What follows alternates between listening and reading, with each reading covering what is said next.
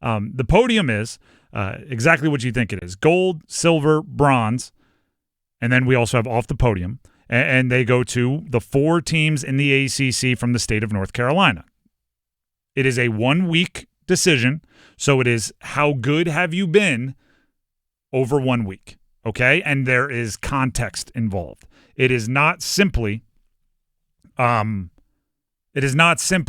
this team scored more points or this team won, this team lost. You take in opponent, you take in expectations, you take in eye test, you take everything in, you put it into an equation that we will never reveal, and which means there isn't one. We just kind of estimate. Like the BCS. Yeah, exactly. We just pick teams. It's like net rankings. Also true. There's strength of record involved. Who the teams you beat somehow gets involved. Was it a neutral court? But anyway, we assign a gold, silver, bronze off the podium, and we reveal them in reverse order. Off the podium for the last week, and right now this part of the year it is football. Eventually we add football and basketball combined, and then it's just basketball.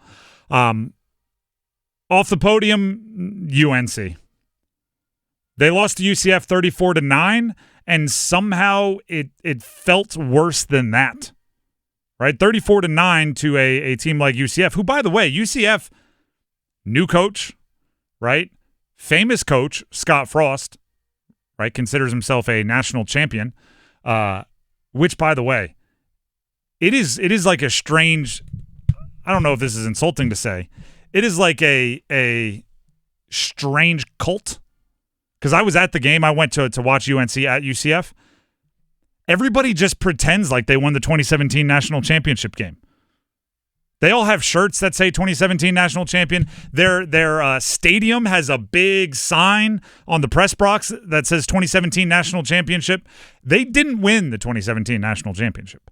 But UCF is a team, new coach, a lot of new players, put everything together. They have only played 2 games going into the game against UNC. Not really the most tested team, yet they look significantly better than UNC. They look significantly more put together than UNC. 34-9 was the final score, but it was worse than that for UNC. They have a lot to do on this bye week that they're dealing with today or this week, and for now they are off the podium. Let's get to bronze. Wake, bye week. It's kind of a blah, right? It's a bye week. They're almost like the control in this experiment. Like if you were really bad, you go below a bye week. If you were at least somewhat decent, you go above a bye week. I actually think it's a pretty good time for Wake as well.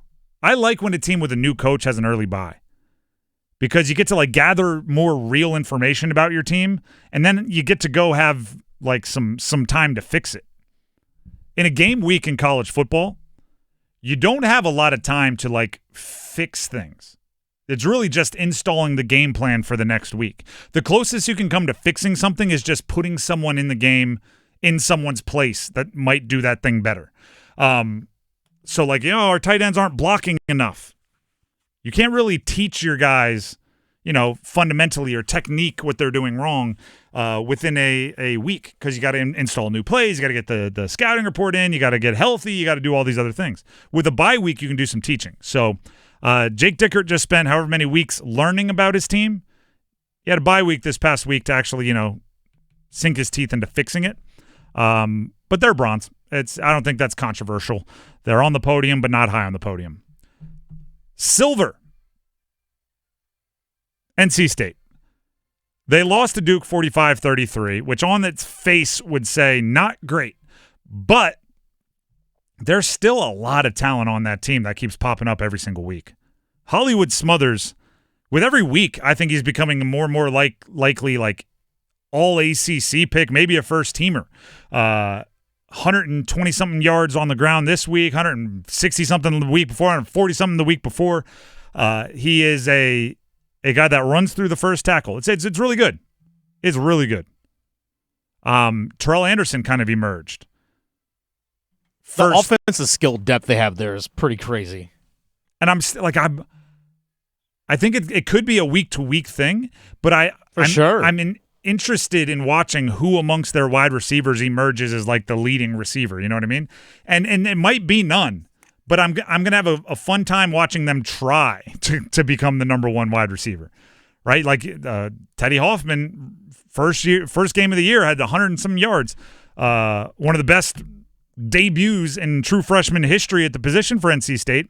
He's been relatively quiet since, and it's not because the passing game's been shut down. It's because Noah Rogers has emerged, and Wesley Grimes has big games, and Terrell Anderson has big games, and Justin Jolie has big games. Keenan Jackson has a big game. Keenan Jackson has big games. Oh, and there's Hollywood Smothers. And then, out of the backfield. And Duke Scott. Yeah. So I say all that to say this.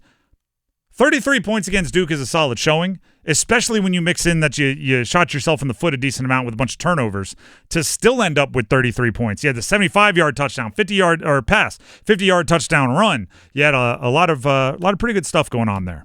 Again, you can't excuse the turnovers, but you can still be excited about the stuff that wasn't the turnovers. And then by process of elimination, you can figure it out. This week's gold medalist, Duke Blue Devils.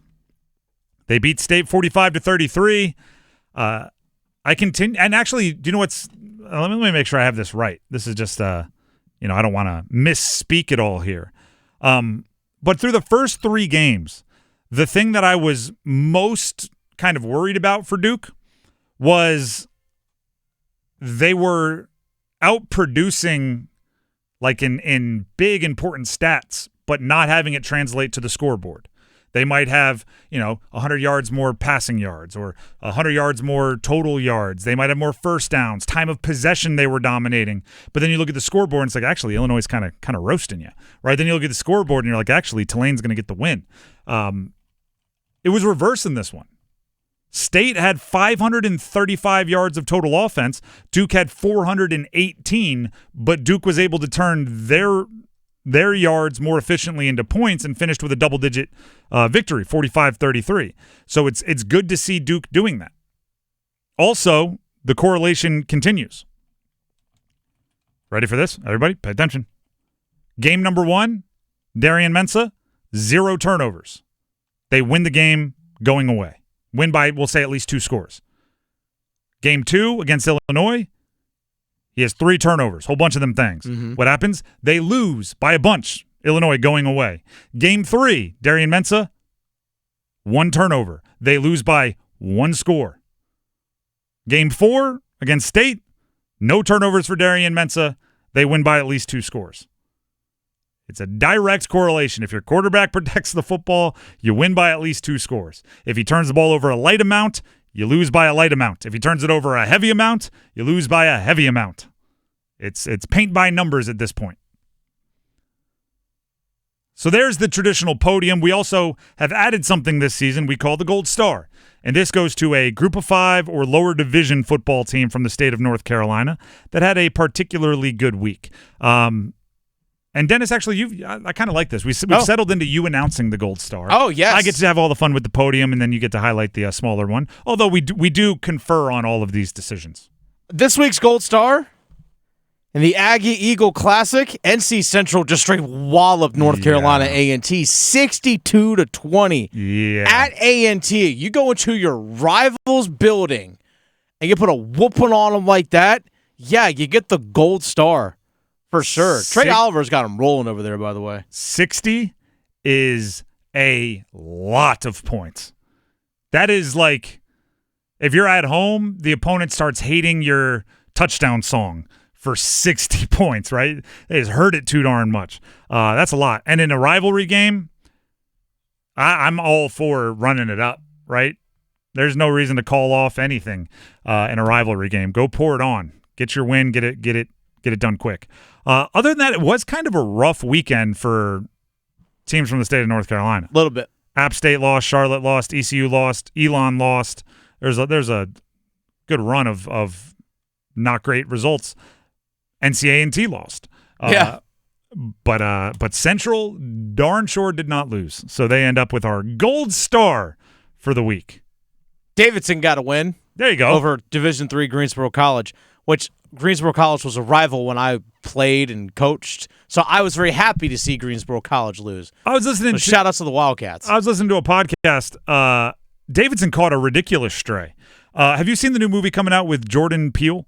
He's the director. It's the one about the football player, with Marlon Wayans. Mm-hmm. The actor that plays, I guess, the young phenom quarterback. Yeah. Played.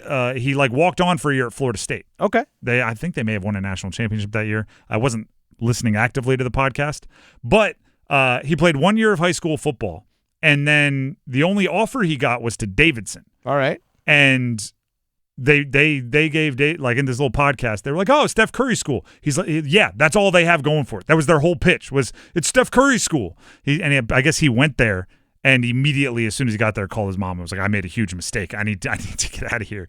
And really? he left and then walked on at Florida State for 1 year.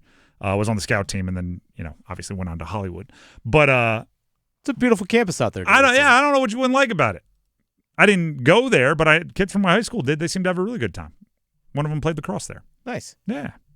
They seemed to have a lovely college experience. But if you needed a reason, I guess, to not see him, if you're a Davidson alum out there, the lead did not love your school for the short time he was there.